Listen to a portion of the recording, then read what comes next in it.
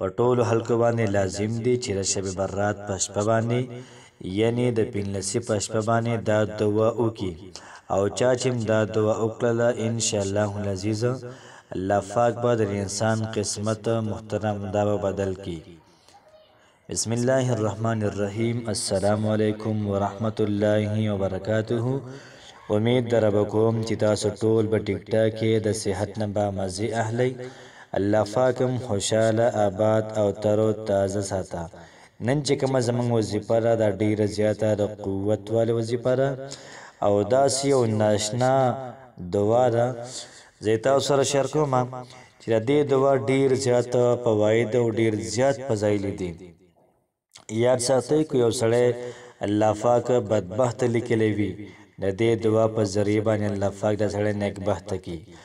یو سړی الله پاک داسې لیکلی چې د رزق نه ورکوم په دې کال کې ولیکن دا دعا چې الله پاک ته وکړي ان شاء الله العزیز الله پاک به د انسان ته رزق ورکړي او پوره کال به الله پاک د انسان ښه او اغلا ساتي.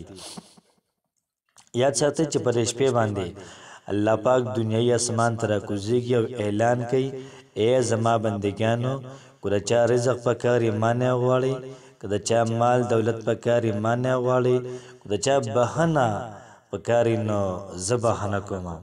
او دغه رنګې په دې شپه باندې الله پاک د پوره کال ډیټا او دغه رنګې څومره چې لیست دی دا محترم فرشتو ته حواله کوي چې دا والی د پلان کې سړي مکمل ډیټا ده او پوره کال په ترتیب باندې دا او چلوي دی به څومره وبس کی دی به څومره خوراک کې دی به څومره ګرځي د چا ځای ته وځي چا ځای ته ونه ځي پوره ډیټیلز ارسه الله پاک فرشتو ته حواله کوي.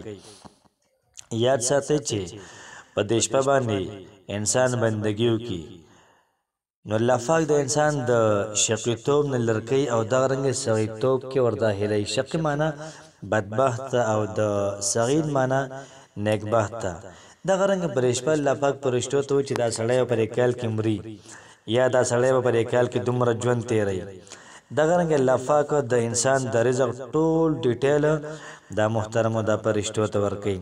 نو یاد ساتئ چې کوم سړی په دې شپه باندې د الله پاک بندګي کوي د الله پاک لپاره عبادت کوي او دغه رنګ د الله پاک نه یریږي او دا دعا وایي ان شاء الله العزیز پورا کال دا بل الله پاک په آرام تیر کی او هم مزیدار اغلا پر سکون زندگی دا محترم تیر کی. نو راځي چې زره وظیفه طرف ته وظیفه دا سیده د ټولو ناول منګه یو پیرا سورت یاسین وایو بیا به هغه نه بعد دا دعا وایو دوا درته وایم بیا به یو پیرا سورت یاسین وایو بیا به دعا وایو بیا به سورت یاسین وایو بیا به دعا وایو. مطلب دا شو چې درې پیرې سورت یاسین او درې پیرې دا دوا. نو راځي چې دعا طرف ته یاد ساتئ تاسو په سکرین باندې ښکاري په دقه ترتیب باندې وایي اللهم یا ذا المن ولا يمن عليه يا ذا الجلال والإكرام يا ذا الطول والإنعام لا إله إلا أنت الزهر الأجين وجار المستجيرين وأمان الخائفين.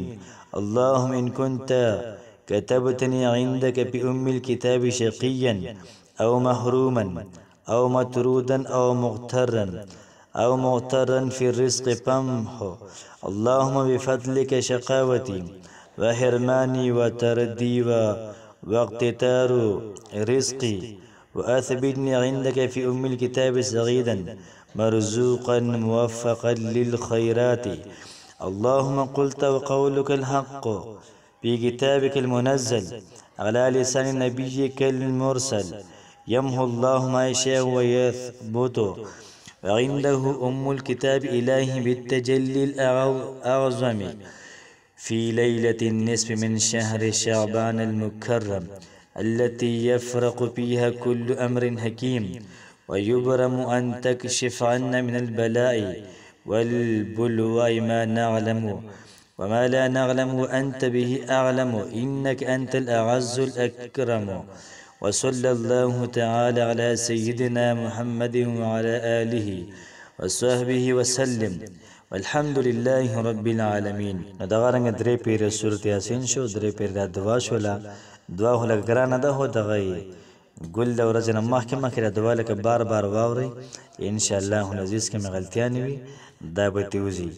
کوشش وکړئ چې ځان دپاره هم دعا وکړئ، امت مسلمه دپاره هم دعا وکړئ، او خاص کر هغه زموږ مظلوم وروڼه چې په هغوی باندې کفار دا ظلم کوي نو هغوی دپاره هم دعا وکړئ.